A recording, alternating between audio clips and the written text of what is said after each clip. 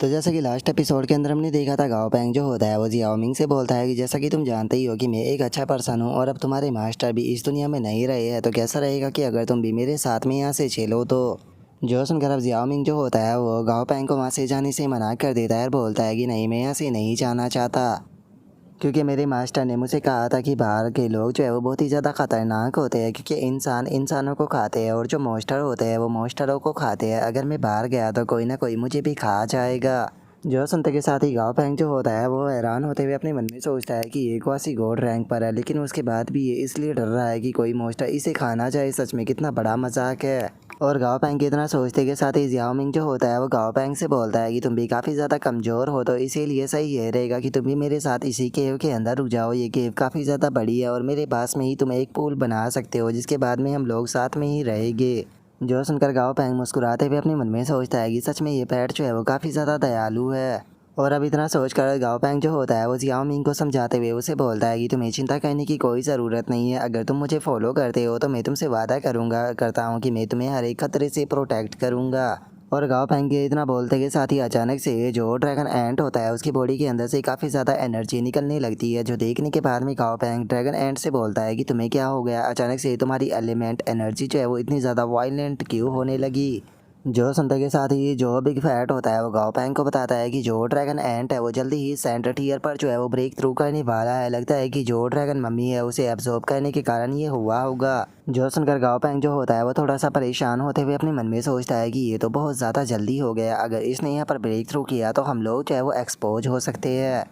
और अब इतना सोचकर गाओ पेंग जो होता है वो ड्रैगन एंट से बोलता है कि ड्रैगन एंट, मैं तुमसे एक चीज़ पूछना चाहता हूँ कि क्या तुम जो तुम्हारा ब्रेक थ्रू है उसे कुछ टाइम के लिए जो है वो रोक सकते हो, ताकि हम लोग जो है वो यहाँ से किसी सेफ जगह पर जा सके। जो सुनते के साथ ही ड्रैगन एंट जो होता है वो गाओ पेंग से माफ़ी मांगते हुए बोलता है कि मास्टर, इस चीज़ के लिए मुझे माफ़ कर देना, लेकिन मैं इस एनर्जी को ज़्यादा देर तक नहीं रोक सकता। जो सुनते ही गाओ पेंग बोलता है कि ठीक है, तो चलो फिर जल्दी से यहाँ से चलते हैं। और इतना बोलने के बाद में गाओ पेंग जो होता है वो अपने मन में सोचता है कि डैमिट में यहाँ पर जो गॉड ऑफ प्लग के द्वारा छोड़ा गया सामान है उसे बस एंजॉय करना चाहता था, लेकिन मैंने नहीं सोचा था कि यहाँ पर इस तरह की चीज़ हो जाएगी। अगर गॉड ऑफ प्लग की बात की जाए तो गॉड ऑफ प्लग जो था उसे मैंग्यू कंट्री के लोगों के द्वारा ही यहाँ पर मारा गया था। अगर उन्हें ये चीज़ पता चल गई कि मैं यहाँ पर आया था तो उन्हें ऐसा लग सकता है कि मैं यहाँ पर गॉड ऑफ प्लग का फॉलोवर हूँ, जिसके बाद में वे लोग यहाँ पर मुझे मारने के लिए मेरा पीछा करेंगे। और अब इतना बोलते के साथ ही जो गाओ पेंग होता है वो ड्रैगन एंट के साथ में वहाँ से चला जाता है, जो देखने के बाद में जियाओ मिंग थोड़ा सा उदास होते हुए बोलता है कि वो तो बिना गुड बाय बोले ही यहाँ से चला गया। और इतना बोलकर अब जियाओ मिंग जो होता है वो दोबारा से जो उसका लेक होता है उसकी तरफ जाने लगता है और उसकी तरफ जाते हुए बोलता है कि चलो इस बारे में भूल जाओ, पता नहीं अगली बार यहाँ पर कब कोई इंसान आएगा, पता नहीं मैं कब तक यहाँ पर अकेले रहने वाला हूँ। और जियाओ मिंग के इतना सोचते के साथ ही अचानक से गाओ पेंग जो होता है वो पीछे से आकर जियाओ मिंग को पकड़ लेता है और उसे पकड़ते हुए बोलता है कि तुम कहाँ पर जा रहे हो, तुम भी मेरे साथ में चलने वाले हो। और इतना बोलकर गाओ पेंग जो होता है वो जियाओ मिंग को लेकर वहाँ से जाने लगता है और उसे ले जाते हुए जियाओ मिंग से बोलता है कि अभी हमारी बातें जो है वो ख़त्म नहीं हुई है, और क्या तुम बाहर की जो दुनिया है उसे नहीं देखना चाहते हो। जो सुनकर अब जो जियाओ मिंग होता है वो भी इस बारे में थोड़ा सोचने लगता है और थोड़ा सोचने के बाद में वो गाओ पेंग को ओके बोल देता है और अपने मन में सोचता है कि मास्टर, अब आपको मेरी और ज़्यादा चिंता करने की कोई ज़रूरत नहीं। और अब उसके इतना बोलते के साथ ही हमारा व्यू जो होता है वो रॉक सिटी के बाहर जो मिलिट्री कैंप होता है वहाँ पर आ जाता है, जहाँ पर कि कुछ लोग जो होते हैं वो भागते हुए रिपोर्ट करने के लिए जा रहे होते हैं। और अब वहाँ पर आने के बाद में वे एक बंदे को रिपोर्ट करते हुए बताते हैं कि जनरल जो डॉन मूस एक्ट के बचे हुए मेंबर थे वे फाइनली एक्सपोज जो है वो हो चुके हैं, और उनमें से एक पर्सन ने अपनी आइडेंटिटी रिवील कर कर बताया है कि वो डॉन मूस एक्ट का लीडर है। जो सुनते के साथ ही वहाँ पर खड़ा हुआ जो वो जनरल होता है वो भी थोड़ा सा हैरान रह जाता है और हैरान होते हुए बोलता है कि क्या तुम्हें पता चला कि उनमें से आखिर डॉन मूस एक्ट का लीडर कौन है। जो सुनते के साथ ही वो बंदा जो होता है वो चैनल को बताता है कि हाँ, चैनल उसके बारे में पता चल चुका है, वो कोई और नहीं बल्कि यिन जियान है, जो कि रॉक सिटी का हेड है। और अभी उसका नाम सुनते के साथ ही जो जनरल होता है उसे बहुत ज़्यादा गुस्सा आ जाता है और वो गुस्से में जो टेबल होती है उसके ऊपर अपने पंच को मारते हुए बोलता है कि बास्टर्ड, यिन जियान, मैंने नहीं सोचा था कि वो ऐसा करेगा। मैं हमेशा से ही उसे बहुत ही अच्छे से ट्रीट जो है वो करता आया हूँ, लेकिन मैंने नहीं सोचा था कि वो इस प्रकार की जो इविल सोसाइटी है उसके साथ में मिलकर हाथ मिला लेगा। और अब इतना बोलते के साथ ही जो जनरल होता है वो ऑर्डर देते हुए बोलता है कि ठीक है, सभी लोग जो है वो तैयार हो जाओ और पूरी की पूरी जो रॉक सिटी है उसे चारों तरफ से घेर लो। आज हम लोग जो है वो अपने दुश्मनों को पूरी तरह से ख़त्म करेंगे। जो सुनते के साथ ही अब सभी बंदे जो होते हैं वो अपने मॉन्स्टरों के ऊपर बैठकर वहाँ से निकल जाते हैं, और तभी हमारा जो व्यू होता है वो रॉक सिटी का जो बाहर वाला हिस्सा होता है वहाँ पर आ जाता है, जहाँ पर कि हम एक मॉन्स्टर को हवा में उड़ता हुआ देखते हैं। और अब वो मॉन्स्टर जो होता है वो सीधे रॉक सिटी के ऊपर अपना अटैक जो होता है वो कर देता है। और अब हमारा व्यू जो होता है वो एक होटल जो होता है उसके अंदर आ जाता है, जहाँ पर मैं कि होटल में काम करने वाला जो बंदा होता है वो बाहर की तरफ देखते हुए बोलता है कि डैम इट, लगता है कि जो हमारे शांति भरे दिन थे वे दोबारा से ख़त्म हो गए। और उसके इतना बोलते के साथ ही जो भी हुआन होती है वो थोड़ी घबराने लगती है और घबराते हुए बोलती है कि आखिर गाँव पैंग जो है वो ऐसे टाइम पर कैसे मिस हो सकता है, कहीं वो पकड़ा तो नहीं गया ना। जो सुनने के बाद में किंग उसे शांत करते हुए बोलती है कि तुम पहले शांत हो जाओ। और उनके इतना बोलते के साथ ही जो गाँव पैंग होता है वो गुड आफ्टरनून बोलते हुए वहाँ पर आने लगता है। और वहाँ पर आते हुए उन लोगों से बोलता है कि क्या तुम में से अभी अभी किसी पर्सन ने मुझे पुकारा था। और गाँव पैंग को वहाँ पर देखते के साथ ही अचानक से वे लोग भी हैरान रह जाते हैं और वे बहुत ही नाराज़गी भरा हुआ एक्सप्रेशन जो होता है वो देते हुए गाँव पैंग की तरफ देखने लगते हैं। जो देखकर गाँव पैंग अपने मन में सोचता है कि आखिर ये लोग जो है वो इस तरह से रिएक्ट क्यों कर रहे हैं। मैं मानता हूँ कि यहाँ पर जो ड्रैगन एंट का एवोल्यूशन था उसे ब्रेक थ्रू करने में थोड़ा टाइम जो है वो लग गया, जिस कारण मैं यहाँ पर आने में थोड़ा सा लेट हो गया। लेकिन इन लोगों के एक्सप्रेशन को देखकर ऐसा क्यों लग रहा है जैसे कि मैंने कोई इंपॉर्टेंट चीज़ जो है उसे मिस कर दिया हो। और गाँव पैंग के इतना सोचने के साथ ही बाहर से एक पर्सन के चिल्लाने की आवाज़ आती है, जो कि चिल्लाते हुए बोलता है कि जनरल के ऑर्डर पर पूरी रॉक सिटी जो है उसे बंद किया जाता है। याद रखना कि बिना परमिशन के कोई भी अपने घर से बाहर नहीं निकलेगा। जो सुनते के साथ ही अब होटल के अंदर बैठे हुए जो बंदे होते हैं वो थोड़े से परेशान होने लगते हैं। और एक बंदा बोलता है कि आखिर ये क्या हो रहा है, सिटी जो है उसे बंद क्यों कर दिया गया। तभी दूसरा बंदा भी बोलता है कि क्या अचानक से जो वॉर है वो शुरू हो गई। और उसके इतना बोलते ही अचानक से वहाँ पर एक बंदा आ जाता है, जो कि उन लोगों को शांत करते हुए बोलता है कि मेरे प्यारे मेहमानों प्लीज़ आप लोग जो है वो थोड़ा शांत हो जाइए। इस टाइम पर जो जनरल है उसने रॉक सिटी को केवल इसीलिए बंद किया है क्योंकि वे डवानहुश एक्ट के जो बचे हुए मेंबर हैं उन्हें यहाँ पर मारना चाहते हैं और पकड़ना चाहते हैं। लेकिन आप सभी लोग जो है वो इनोसेंट है, तो इसीलिए आपको चिंता करने की कोई ज़रूरत नहीं है। और चूंकि बाहर जो है वो जल्दी ही वॉर जो है वो शुरू होने वाली है, तो अगर आप लोग बाहर जाते हो तो आप बेफालतू के यहाँ पर चोटिल हो सकते हो। इसीलिए जनरल ने ये ऑर्डर दिया है कि सभी लोग अपने घर के अंदर रहे और सेफ रहे। जो सुनकर भाई जुआन जो होता है वो गाँव पैंग के पास में आते हुए उसे पूछता है कि गाँव पैंग अब हमें क्या कहना चाहिए। जो सुनकर गाँव पैंग उसे शांत करते हुए बोलता है कि तुम्हें नर्वस होने की कोई ज़रूरत नहीं। जैसे कि जो शॉपकीपर है उसने अभी कहा कि यहाँ पर बाहर वॉर होने वाली है, लेकिन हम सभी लोग जो है वो अंदर सेफ है, तो इसीलिए हम लोगों को चिंता करने की कोई ज़रूरत नहीं है। हम लोग जो है वो चलो बैठकर आराम से अपना खाना खाते हैं। और उसके इतना बोलते ही बाहर से पर्सन के चिल्लाने की आवाज़ आती है, जो कि चिल्लाते हुए बोलता है कि जो ही इंसान है वो यहाँ पर इविल कोड का साथ दे रहा है क्योंकि वो डॉन वेंस एक्ट के साथ में मिल चुका है, इसीलिए उसे पनिश जो है वो किया जाएगा। और उसके इतना बोलते के साथ ही हमें बाहर एक पर्पल और एक रेड कलर की एनर्जी जो होती है वो दिखाई देती है। और हम देखते हैं कि सीधे जो रेड कलर की एनर्जी होती है वो ज़मीन पर आकर गिरती है, जिसका काफ़ी तगड़ा धमाका हमें देखने के लिए मिलता है, जिसका आसपास का होटल जो होता है वो भी हिलने लगता है। लेकिन गाँव पैंग आराम से बैठकर खाना खाता रहता है।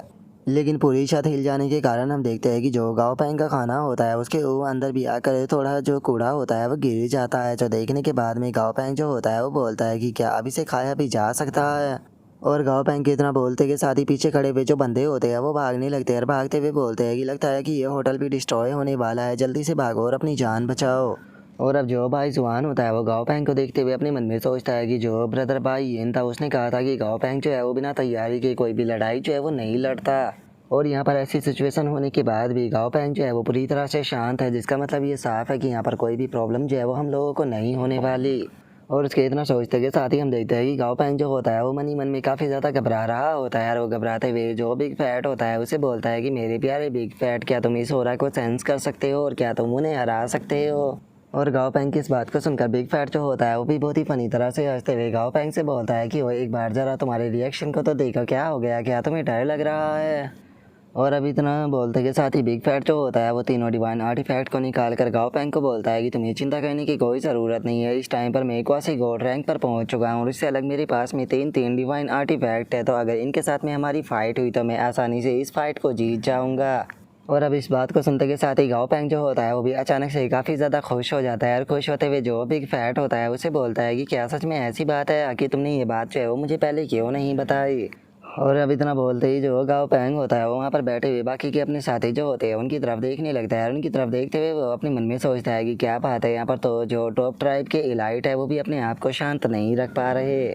और अब गाँव पैंग के इतना सोचते के साथ ही हमारा व्यू जो होता है वो एक मॉन्स्टर के ऊपर आ जाता है, जो कि चिल्लाते हुए बोलता है कि वो तुम्हारे बाकी के जो क्वासी गॉड मॉन्स्टर है वो कहाँ पर है। क्या तुम्हें सच में ऐसा लगता है कि एक मामूली सी जो फिंगर है वो मेरा कुछ बिगाड़ सकती है।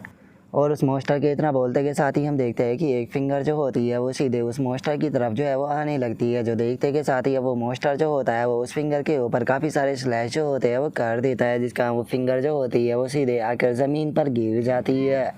जिस कारण हम देखते हैं कि जो ब्लड होता है वो मैनसेन की तरफ जाने लगता है, जिसे देखने के बाद में वहाँ पर खड़े हुए जो बंदे होते हैं वो घबराते हुए बोलते हैं कि डैमेट ये सही नहीं हो रहा, ये ब्लड तो मैनसेन की तरफ जा रहा है। और इतना बोलते के साथ ही अब हम देखते हैं कि मैनसेन के अंदर जो बंदे होते हैं वो उस ब्लड के अंदर बहने लगते हैं, जिसे देखने के बाद में वहाँ पर खड़ा हुआ वो मॉन्स्टर जो होता है वो अपने मन में सोचता है कि डैमेट ये सही नहीं हो रहा, मैंने मैनसेन के ऊपर जो बैरियर बनाया था ये ब्लड जो है उस बैरियर के अंदर जा रहा है। और अब इतना सोचते के साथ ही वो मॉन्स्टर जो होता है वो सीधे वो मेन सीन के अंदर जो बंदे होते हैं उन्हें प्रोटेक्ट करने के लिए जाने लगता है। लेकिन तभी हम देखते हैं कि वहाँ पर एक ड्रैगन टाइप मॉन्स्टर जो होता है वो आ जाता है, जो कि वहाँ पर आकर अटैक करते हुए बोलता है कि क्या तुम यहाँ से भागना चाहते हो। और इतना बोलते के साथ ही वो ड्रैगन टाइप मॉन्स्टर जो होता है वो दूसरे उस मॉन्स्टर के ऊपर अटैक कर देता है, जिसका वो दूसरा मॉन्स्टर जो होता है वो सीधे आकर ज़मीन पर गिरता है। और अब जो वो ड्रैगन मॉन्स्टर होता है वो सीधे जो वो दूसरे वाला मॉन्स्टर होता है उसके सामने आ जाता है। और अब हमें पता चलता है कि ये ड्रैगन मॉन्स्टर कोई और नहीं होता बल्कि जनरल का ही होता है। और जो जनरल होता है वो अपने ड्रैगन मॉन्स्टर के साथ में मर्ज हो चुका होता है।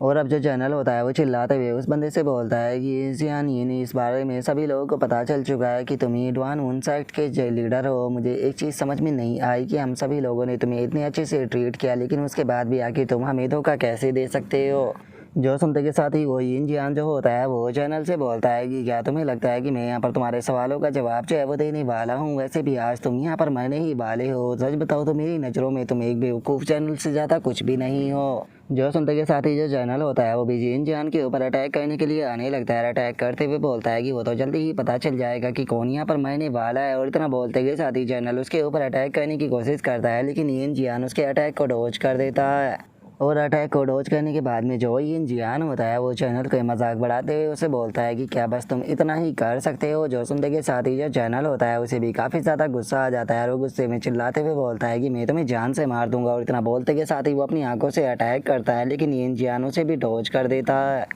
जो देखते के साथ ही अब जो चैनल होता है वो एक फायर अटैक जो होता है उसे बनाना शुरू कर देता है। लेकिन तभी जो यिन जियान होता है वो अचानक से जो अपना पॉइजन होता है उसे सीधे चैनल के मुंह पर फेंक देता है, जिस कारण हम देखते हैं कि जो चैनल का मुंह होता है वो उस पॉइजन के कारण बंद हो जाता है, जिसके कारण जो चैनल होता है वो अपने मुंह को झटकते हुए बोलता है कि डैमेट में कुछ नहीं देख पा रहा। और जनरल के इतना बोलते के साथ ही जो यिन जियान होता है वो उसकी तरफ अटैक करने के लिए आने लगता है। अटैक करते हुए बोलता है कि अब मरने के लिए तैयार हो जाओ। और इतना बोलते के साथ ही जो यिन जियान होता है वो चैनल के ऊपर आकर एक काफ़ी पावरफुल अटैक जो होता है वो कर देता है। और इस चीज़ को देखने के बाद में जो भी हुआन होती है वो बोलती है कि जो फाइट का रिजल्ट है वो पहले ही क्लियर जो है वो हो चुका है, क्योंकि ये ड्रैगन जो है वो इस फाइट को हारने वाला है। जो सुनते के साथ ही जो यूजिन होता है वो भी बोलता है कि देखने में ऐसा लग रहा था कि यहाँ पर जो ये ड्रैगन है ये काफ़ी आसानी से ये फाइट जो है वो जीत जाएगा, लेकिन जो रियलिटी है वो तो बिल्कुल अलग है, क्योंकि ये ड्रैगन तो केवल कुछ ही अटैकों का सामना भी नहीं कर पाया। जो सुनते के साथ ही गाओ पेंग जो होता है वो आगे आ जाता है और आगे आते हुए बोलता है कि तुम लोग गलत हो, वो ड्रैगन जो है वो अभी नहीं मरा। जो सुनकर यूजिन जो होता है वो भी थोड़ा सा हैरान रह जाता है।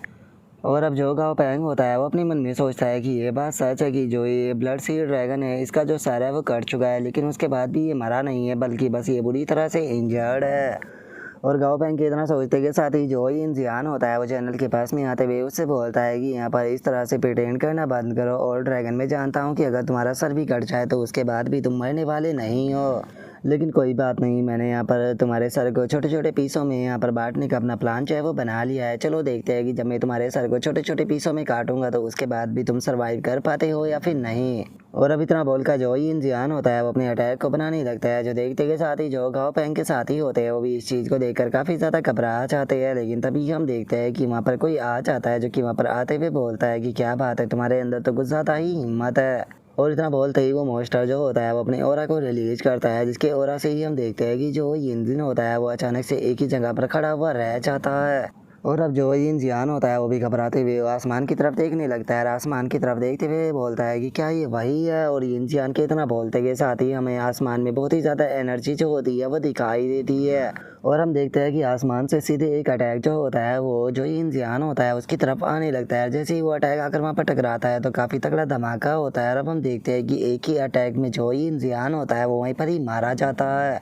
और अब हम उस मॉन्स्टर को देखते हैं जिसने कि इंजियन को मारा होता है और हम देखते हैं कि वो मॉन्स्टर जो होता है वो देखने में किसी एंजल की तरह लग रहा होता है। और तभी हम देखते हैं कि जो वो एंजल जैसा मॉन्स्टर होता है उसे अचानक से वहाँ पर कुछ महसूस होता है, जिसे महसूस करते के साथ ही वो इधर उधर देखने लगता है। इधर उधर देखते हुए बोलता है कि 1 मिनट रुको, ये हो रहा तो। और उसके इतना बोलते के साथ ही हमारा व्यू यूजिन के ऊपर आ जाता है, जो कि उस मॉन्स्टर को देखने के बाद में फनी सा फेस बनाते हुए बोलता है कि ये मॉन्स्टर तो बहुत ही ज़्यादा टेरिफाइंग है। तभी बाईजुआन भी बोलता है कि हाँ बिल्कुल, इसने तो क्वासी गोड रैंक के मॉन्स्टर को एक ही अटैक में मार दिया। और उन दोनों के इतना बोलते के साथ ही जो बिग फैट होता है वो गाओ पैंग को आवाज़ लगाते हुए बोलता है कि गाओ पैंग, इस टाइम पर हम लोग जो है वो मुसीबत के अंदर है, क्योंकि हमारे सामने खड़ा हुआ जो मॉन्स्टर है वो कोई नॉर्मल मॉन्स्टर नहीं है, बल्कि ये टाइम एट्रीब्यूट का इस्तेमाल जो है वो कर सकता है। और उसी के साथ में इसके हाथ में जो वेपन है वो असल में एक डिवाइन आर्टिफैक्ट है। जो सुनते के साथ ही गाओ पैंग जो होता है वो अपने मन में सोचता है कि मैं इस मॉन्स्टर को देखते ही समझ गया था कि यहाँ पर प्रॉब्लम जो है वो होने वाली है, क्योंकि अगर इसके डिवाइन आर्टिफैक्ट की बात की जाए तो उसकी जो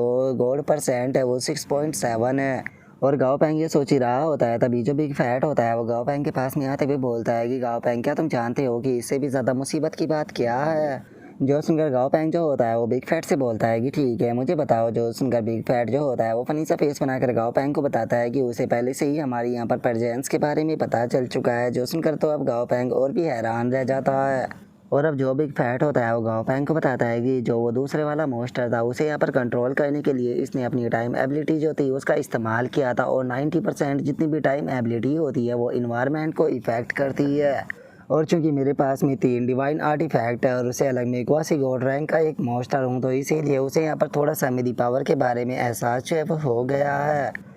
जो सुनते के साथ ही गाओ पैंग जो होता है वो अपने मन में सोचता है कि क्या जो टाइम एबिलिटी होती है वो आसपास के इन्वायरमेंट को इफेक्ट करती है, क्या ये एक तरह का मैग्नेटिक फील्ड की तरह नहीं हो गया।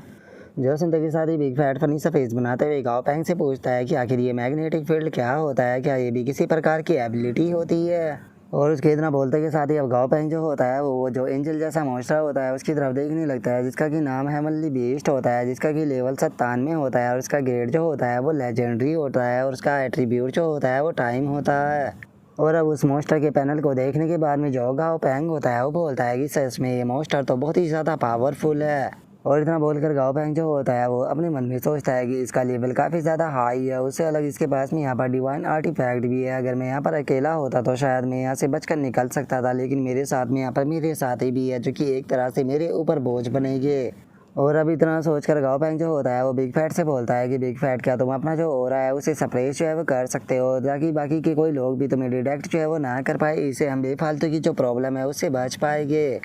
जो सुनते के साथ ही बिग फैट जो होता है वो गाओ पैंग से बोलता है कि अरे तुम्हें चिंता करने की कोई ज़रूरत नहीं है, मैं अपना जो हो रहा है उसे इतना ज़्यादा सप्रेस जो है वो कर सकता हूँ जिससे कि सामने वाले को ऐसे लगेगा जैसे कि मैं मर चुका हूँ, कोई भी मुझे महसूस नहीं कर पाएगा। और इतना बोलते ही बिग फैट जो होता है वो अपनी ऑरा को पूरी तरह से सप्रेस कर देता है। और अब बिग फैट के ऐसा करते के साथ ही वो एंजल जैसा जो मॉन्स्टर होता है वो भी हैरान रह जाता है। हैरान होते हुए बोलता है कि जो वो ऑरा था वो अचानक से डिसअपीयर हो गया।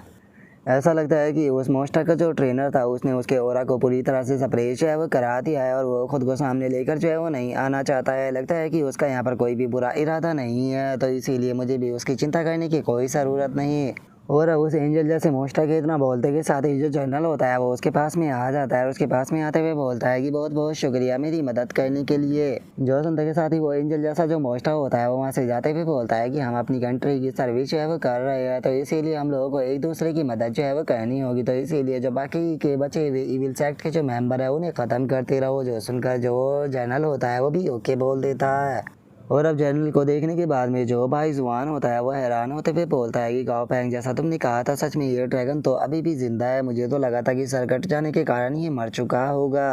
और अब उसके इतना बोलते के साथ ही हमारा व्यू जो होता है वो कुछ दिनों के बाद में रॉक सिटी के अंदर आ जाता है, जहाँ पर कि हम देखते हैं कि काफ़ी सारे लोग जो होते हैं वो अपने घरों की मरम्मत जो होती है वो कर रहे होते हैं, जिसे देखने के बाद में गाओ पैंग जो होता है वो बोलता है कि जो ये फाइट हुई थी इससे का इफेक्ट जो है वो सिटी के ऊपर काफ़ी ज़्यादा पड़ा है। यहाँ पर आधी से ज़्यादा सिटी तबाह हो चुकी है और लोगों के घर भी पूरी तरह से डिस्ट्रॉय हो गए, और ये सब कुछ जो है उन गॉड्स की फाइट के कारण हुआ है। जो गॉड्स है वो आपस में फाइट करते हैं, लेकिन इसका हर जाना जो होता है वो इनोसेंट लोगों को भुगतना पड़ता है। और वहीं दूसरी तरफ अगर जनरल जो है उसकी बात की जाए तो इस टाइम पर जो जनरल है वो बचे हुए जो इविल सेक्ट के लोग हैं उन्हें ढूंढ रहे हैं और ख़त्म कर रहे हैं, और यहाँ तक कि जो आर्मी है उनका भी काम जो है वो जल्दी ही ख़त्म होने वाला है, और साथ ही साथ वे जल्दी ही पर काम को निपटाने के बाद में सिटी के अंदर वापस आ जाएंगे।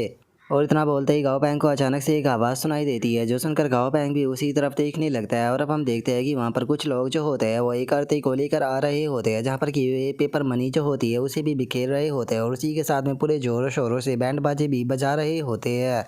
जिसे देखने के बाद में गाओ पैंग जो होता है वो बोलता है कि मैं पिछले 2 दिनों से ये चीज़ जो है वो देख रहा हूँ, यहाँ पर जो फ्यूनरल है वो लगातार हो रहे हैं, लेकिन उसके बाद भी इस प्रकार का जो फ्यूनरल है वो मैंने अब से पहले नहीं देखा था। इस तरह की चीज़ें जो होती है वो ज़्यादातर हमारी पृथ्वी पर ही देखने के लिए मिलती है। मानना पड़ेगा कि यहाँ पर वैसे तो हम लोग जो है वो एक दूसरे से काफ़ी ज़्यादा अलग है, लेकिन उसके बाद भी कुछ चीज़ें जो है वो हम लोगों में बिल्कुल सेम है। और गाँव पैंग के इतना सोचते के साथ ही वो बैंड बाजे बजाने वाले जो बंदे होते हैं उनमें से एक बंदा आगे आते हुए अपने साथियों को रुकने के लिए बोल देता है। और उसके बाद में वो उनकी तरफ देखते हुए बोलता है कि ठीक है, यहाँ पर सेक्रीफाइस जो है उसे रिचुअल के लिए तैयार करो। जो सुनते के साथ ही हम देखते हैं कि फॉर्जिन ट्राइब के कुछ लोग जो होते हैं वो वहाँ पर जो नॉर्मल इंसान होते हैं उन्हें लेकर आ जाते हैं, जहाँ पर कि उनके मुंह में कपड़ा ठूसा हुआ होता है और उनकी आंखों पर भी पट्टी बांधी होती है। जिसे देखने के बाद में गाओ पैंग भी हैरान रह जाता है और अपने मन में सोचता है कि क्या ये अर्थ के ह्यूमन है। इतना तो कंफर्म है कि ये लोग जो है वो यहाँ पर फॉर्जिन ट्राइब से नहीं हो सकते, क्योंकि फॉर्जिन ट्राइब की जो स्किन कलर है वो पूरी तरह से अलग है, जिसका मतलब ये साफ है कि ये लोग जो है वो पक्का पृथ्वी से ही होगी। लेकिन आखिर पृथ्वी के जो लोग हैं वो इनके हाथों कैसे लग गए।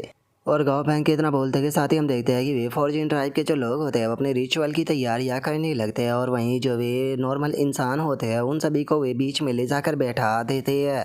और अब जो उन लोगों का इंचार्ज होता है वो आगे आ जाता है और आगे आने के बाद में जो रिचुअल होता है उसे शुरू करते हुए बोलता है कि king of neither world please जल्दी से यहाँ पर आइए और हमारे सेक्रीफाइस को एंजॉय कीजिए। और उस बंदे के इतना बोलते के साथ ही अचानक से काफ़ी तेज़ हवा जो होती है वो चलने लगती है, जिसे देखने के बाद में गाओ पैंग भी बोलता है कि आखिर अचानक से इतनी तेज़ हवा क्यों चलने लगी। और गाँव पैंग के इतना बोलते के साथ ही हम देखते हैं कि वे लोग जिस कॉफ़िन को लेकर आए थे वो कॉफ़िन अचानक से खुलने लगता है, जिसके अंदर से हम देखते हैं कि एक ब्लैक कलर की जो स्मोक जैसी चीज़ होती है वो निकल कर बाहर आ जाती है। जिसे देखने के बाद में गाँव पैंग जो होता है वो बोलता है कि आखिर ये चीज़ क्या हो सकती है, क्योंकि इससे मुझे बहुत ही ज़्यादा फैमिलियर फीलिंग जो है वो आ रही है। ऐसा लगता है कि जैसे मैंने पहले भी इसे महसूस किया हो। जो सुनते के साथ ही जो बिग फैट होता है वो गाँव पैंग के पास में आकर उसे बताता है कि ये डेथ हो रहा है, जैसा कि डमी के अंदर है, तो इसीलिए तुम्हें ये फैमिलियर फील हो रहा है। लेकिन अगर इस स्मेल की बात की जाए तो ये तो जो महायामा नीदर वर्ल्ड है उसके अंदर से आ रही है। और अब महायामा वर्ल्ड का नाम सुनते के साथ ही गाँव पैंग भी थोड़ा सा हैरान रह जाता है। हैरान होते हुए बोलता है कि क्या महायामा नीदर वर्ल्ड, क्या ये वही हो सकता है। और गाँव पैंग के इतना बोलते के साथ ही हम देखते हैं कि वहाँ पर बैठे हुए नॉर्मल इंसानों की तरफ एक हाथ बढ़ने लगता है, और इससे पहले कि वे नॉर्मल इंसान जो है वो कुछ कर पाते, जो वह हाथ होता है वो सीधे आकर उन लोगों के ऊपर टकरा जाता है। जिसे देखने के बाद में जो वो रिचुअल कर रहा लीडर होता है वो भी अपशगुन की सांस लेते हुए बोलता है कि चलो फाइनली ये ख़त्म हो गया। और उसके इतना बोलते के साथ ही उन इंसानों के ऊपर से जैसे ही वो हाथ हटता है तो पता चलता है कि वे सभी लोग तो वहाँ से गायब है। जिसे देखने के बाद में वो रिचुअल का लीडर भी हैरान होते हुए बोलता है कि 1 मिनट, आखिर जो सेक्रीफाइस है वो कहाँ पर चले गए। और उस लीडर के इतना बोलते के साथ ही अचानक से हम देखते हैं कि जो वो हाथ होता है उसके ऊपर एक आंख भी अब ओपन जो होती है वो हो जाती है, जिसके बाद में अब वो हाथ जो होता है वो जो गुस्से में ज़ोर ज़ोर से चिल्लाने लगता है। चिल्लाते हुए बोलता है कि आखिर किसकी हिम्मत हो गई यहाँ पर मेरे फूड को मुझसे चुराने की। और अब उसके ऐसे ओरा को रिलीज करने के कारण वहाँ पर खड़े हुए जो वे फॉर्जिन ट्राइब के लोग होते हैं उनकी भी हालत ख़राब होने लगती है और वे घबराते हुए बोलते हैं कि आखिर जो सेक्रीफाइस है वो यहाँ पर कहाँ से चला गया। तभी दूसरा बंदा बोलता है कि माय लॉर्ड प्लीज़ शांत हो जाइए। और उनके इतना बोलते के साथ ही हम देखते हैं कि वो हाथ जो होता है वो अब और भी ज़्यादा गुस्से में आने लगता है और गुस्से में चिल्लाते हुए बोलता है कि खाना, मुझे खाना चाहिए। और अब इतना बोलते के साथ ही वो हाथ जो होता है वो वहाँ से एक फॉर्जिन ट्राइब के बंदे को ही उठा लेता है, जो देखने के बाद में दूसरा फॉर्जिन ट्राइब का जो बंदा होता है वो चिल्लाते हुए उस हाथ से बोलता है कि माय लॉर्ड प्लीज़ मेरे फादर को छोड़ दीजिए। और अब इतना बोलते के साथ ही वो बंदा जो होता है वो वहाँ पर जो उसका पैट होता है उसे समन कर लेता है और अब अपने उसका जो पैट होता है वो भी अपना जो अटैक होता है उसे बनाकर सीधे जो वो हाथ होता है उसकी तरफ शूट कर देता है, जिसका हम देखते हैं कि उसका अटैक सीधे जाकर हाथ पर टकराता है, जिसका उस बंदे का जो फादर होता है उसे वो भी छूट जाता है। जो देखते के साथ ही जो वो रिचुअल का लीडर होता है वो उस बंदे के आकर खिंचाकर रैपट मारता है और उसे रैपट मारते हुए उससे बोलता है कि बास्टर्ड, क्या तुम जानते भी हो कि तुम यहाँ पर क्या कर रहे हो और तुमने कितना बड़ा क्राइम जो है वो कर दिया है। जो सुनते के साथ ही वो लड़का जो होता है वो गुस्से में चिल्लाते हुए उससे बोलता है कि एक बार तुम अपनी आंखों को खोल कर क्यों नहीं देखते हो, मेरे पेट ने उसे कितनी आसानी से इंजर्ड जो है वो कर दिया है, लेकिन उसके बाद भी तुम उसे यहाँ पर अपना गोड समझ रहे हो, वो तो एक नंबर का ट्रैश है। और उसके इतना बोलते के साथ ही वो हाथ वहाँ से गायब हो जाता है, जो देखने के बाद में वो रिचुअल का जो लॉर्ड होता है वो बोलता है कि डैम इट, जो हाथ है वो गायब हो गया। और इतना बोलकर अब वो लीडर जो होता है वो चिल्लाते हुए उस लड़के से बोलता है कि ब्रैड, क्या तुम जानते भी हो कि वो नीदर वर्ल्ड का किंग है, तुम्हारे यहाँ पर हरकत के कारण नीदर वर्ल्ड किंग जो है वो अब गुस्सा हो चुके हैं।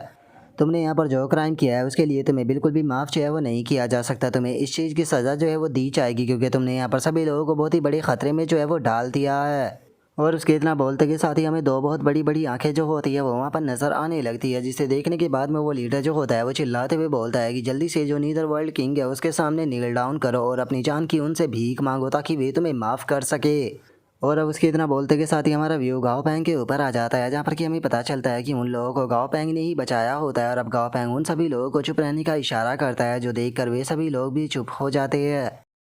और अब जो गाओ पैंग होता है वो बाहर की तरफ देखने लगता है और बाहर की तरफ देखते हुए बोलता है कि मुझे एक चीज़ जो है वो समझ में नहीं आ रही कि जो ये नीदर वर्ल्ड का किंग है आखिर इसका जो हो रहा है वो इतना ज़्यादा वीक क्यों है। और गाँव पैंग के इतना बोलते के साथ ही वो रिचुअल का लीडर जो होता है वो उन दो बड़ी बड़ी आंखों के सामने आ जाता है और उसके सामने आते हुए चिल्लाते हुए जो वो लड़का होता है उसे बोलता है कि तुम्हारी हिम्मत कैसे हो गई यहाँ पर ऐसा कहने की, अब तुम्हें यहाँ पर अपनी लाइफ को पे करना पड़ेगा ये और मैजेस्टी के गुस्से को शांत करने के लिए। और अब हम देखते हैं कि वो हाथ जैसा मोस्टर जो होता है वो वहाँ पर अपेयर हो जाता है, जहाँ पर कि इस बार उसने कपड़े भी पहने हुए होते हैं और हम देखते हैं कि उसकी फिंगरों पर जो उसके फेस होते हैं वो बने होते हैं। और अब उस मोस्टर को देखते के साथ ही वहाँ पर मौजूद सभी लोग जो होते हैं वो उसके सामने अपने घुटनों पर बैठ जाते हैं और उसे रहम की भीख मांगना शुरू कर देते हैं। और अब जो वो हाथ जैसा दिखने वाला मोस्टर होता है वो उन लोगों को देखने के बाद में हंसते हुए अपने मन में सोचता है कि चलो ये काफ़ी अच्छी बात है कि इनमें से यहाँ पर कोई भी पावरफुल पर्सन मौजूद नहीं है। और इतना बोलते के साथ ही अब वो मोस्टर जो होता है वो अपनी ऑरा को रिलीज करने लगता है और अपनी ऑरा को रिलीज करते हुए मन में सोचता है कि अब मुझे होल्ड बैक करने की कोई ज़रूरत नहीं है, मैं यहाँ पर सिचुएशन का अच्छे से फ़ायदा उठा सकता हूँ। और अब उस मोस्टर के इतना बोलते के साथ ही वो पूरी जगह जो होती है वो चेंज हो जाती है, जो देखने के बाद में वो रिचुअल का जो लीडर होता है वो हैरान होते हुए बोलता है कि आखिर अचानक से हम लोग कहाँ पर आ गए, हम लोग तो सिटी के अंदर थे ना। और उसके इतना बोलते के साथ ही वो मोस्टर जो होता है वो उनके आगे आ जाता है और उनके आगे आते हुए बोलता है कि मैं हूँ नीदर वर्ल्ड का किंग, गॉड का दूत, तुम्हारी हिम्मत कैसे हो गई मुझे ऑफेंड करने की। और वो मोस्टर इतना बोलकर उनके ऊपर चिल्ला ही रहा होता है, लेकिन तभी हम देखते हैं कि एक हाथ जो होता है वो आकर उस मोस्टर को पकड़ लेता है, जो देखने के बाद में वो चिल्लाते हुए बोलता है कि तुम कौन हो, मुझे छोड़ दो प्लीज़ प्लीज़, मुझे माफ़ कर दो। और उसके इतना बोलते के साथ ही वो हाथ जो होता है वो उस मोस्टर को खींच कर ले जाने लगता है, जहाँ पर कि वो मॉन्स्टर जो होता है वो अपनी जान की जो भीख होती है वो मांग रहा होता है। और इस चीज़ को देखने के बाद में वहाँ पर खड़े हुए फॉर्च्यून ट्राइब के जो लोग होते हैं उन्हें कुछ भी समझ में नहीं आता और वे बोलते हैं कि ये क्या हो रहा है। और उनके इतना बोलते के साथ ही हम देखते हैं कि जो डमी होता है वो वहाँ पर आ चुका होता है और वहाँ पर आते के साथ ही जो डमी होता है वो उस मॉन्स्टर को ख़त्म करने के साथ में जो उसका पैलेस सा होता है उसे भी तोड़ देता है, जिस कारण अब सभी लोग जो होते हैं वो वापस से जो रॉक सिटी होती है उसी के अंदर आ जाते हैं, जिसे देखने के बाद में अब एक बंदा जो होता है वो बोलता है कि आखिर जो नीदर वर्ल्ड किंग था वो अचानक से कहाँ पर चला गया। जो उनका दूसरा बंदा बोलता है कि आखिर वो शैडो किसकी थी। और उनके इतना बोलते के साथ ही इस चीज़ से जो गाओ पैंग होता है वो भी काफ़ी ज़्यादा डिसअपॉइंट होता है और वो बोलता है कि मुझे तो लगा था कि ये शायद क्वासी गॉड रैंक पर होगा, लेकिन ये तो बस सेंट टीयर की पीक पर था, सच में डमी को भेजना वेस्ट हो गया। और मुझे तो इस चीज़ को सोचकर यकीन नहीं हो रहा कि यहाँ पर ये लोगों का जो ग्रुप है वो यहाँ पर जो पृथ्वी के लोग हैं उन्हें इस तरह से bully कर रहे थे, जिनके की पास में कोई सेंट टीयर का भी मॉन्स्टर नहीं है। और अब इतना बोलकर जो गाओ पैंग होता है वो नॉर्मल लोगों के जो ग्रुप होते हैं उनकी तरफ देखते हुए उनसे बोलता है कि चलो ये मैटर जो है वो सेटल हो गया है, तो चलो अब तुम लोगों के साथ में थोड़ी कन्वर्सेशन जो है वो कर लेते हैं। और अब इतना बोलते के साथ ही गाओ पैंग जो होता है वो नॉर्मल लोगों की तरफ देखते हुए उनसे बोलता है कि ठीक है, मुझे बताओ कि आखिर तुम लोग कहाँ से हो और तुम इन लोगों के हाथों जो है वो कैसे लग गए। जो सुनते के साथ ही उनमें से एक बंदा जो होता है वो आगे आ जाता है और अपना इंट्रोडक्शन देते हुए गाओ पैंग को बताता है कि हम लोग जो है वो हू टैंग ट्राइब से है। जो सुनते के साथ ही उसका दूसरा साथी जो होता है वो उस लड़के के ऊपर चिल्लाते हुए उसे बोलता है कि तुम ये क्या कर रहे हो, क्या तुम नहीं देख रहे कि ये लोग जो है वो फॉर्च्यून ट्राइब से है। और उसके इतना बोलते के साथ ही जो गाओ पैंग होता है वो भी थोड़ा सोचने लगता है, थोड़ा सोचते हुए अपने मन में बोलता है कि हू टैंग ट्राइब, अगर मैं यहाँ पर सही सोच पा रहा हूँ तो जो एंशिएंट ट्राइब है उसके अंदर कोई भी हू टैंग ट्राइब नाम की ट्राइब नहीं है। और वैसे अगर देखा जाए तो ये लोग जो है वो यहाँ पर जो फॉर्च्यून ट्राइब की लैंग्वेज है उसे ही बोल रहे हैं, जिसका मतलब है यहाँ पर ये लोग झूठ तो नहीं बोल रहे हैं। और ऐसा हो सकता है कि शायद ये लोग जो है वो झूठियान सावडी के अंदर ही रहते हो। और अगर मैं सही गेस कर पा रहा हूँ तो जो इनके एंसिस्टर थे वे कोई और नहीं बल्कि हमारे अर्थ के ही लोग थे, जो कि शायद झूठियान सावडी के अंदर रह गए। और अब इतना सोचकर गाँव पैंग जो होता है वो उन लोगों से बोलता है कि ठीक है, अब आप लोगों का आगे प्लान क्या है, क्योंकि अगर मैं सही हूँ तो मुझे नहीं लगता कि आपके पास में कोई भी पेट मॉन्स्टर है। और आपकी जो आइडेंटिटी है, अगर आप इस आइडेंटिटी के साथ में सिटी के अंदर जाते हो तो आपके लिए और ज़्यादा प्रॉब्लम हो सकती है, जिस कारण आप फॉरेस्ट तक कभी भी नहीं पहुँच पाओगे। और अब गाँव पैंग की इस बात को सुनने के बाद में वे लोग भी एक दूसरे के चेहरे को देखने लगते हैं और उन्हें कुछ भी समझ में नहीं आता कि वे लोग क्या बोले। और तभी हम देखते हैं कि उनमें से एक ओल्ड मैन जो होता है वो आगे आ जाता है, जो कि आगे आते हुए गाओ पैंग से बोलता है कि सर क्या आपके पास में कोई सजेशन है कि हम लोगों को क्या करना चाहिए। और अब उस ओल्ड मैन की बात को सुनने के बाद में गाओ पैंग जो होता है वो मुस्कुराते हुए बोलता है कि वो ऐसा लगता है कि तुम लोग जो है वो बस पूरी तरह से मेरे ही ऊपर हो। और अब गाँव पैंग की तरह बोलते के साथ ही हमारा आज का एपिसोड जो होता है वो यहीं पर ही कंप्लीट हो जाता है। तो नेक्स्ट एपिसोड के अंदर देखिए कि आगे क्या होता है। अगर आप लोगों को वीडियो अच्छी लगी हो तो लाइक करना, चैनल को सब्सक्राइब करना। मैं मिलता हूँ नेक्स्ट एपिसोड के अंदर, तब तक के लिए बाय बाय गाइस।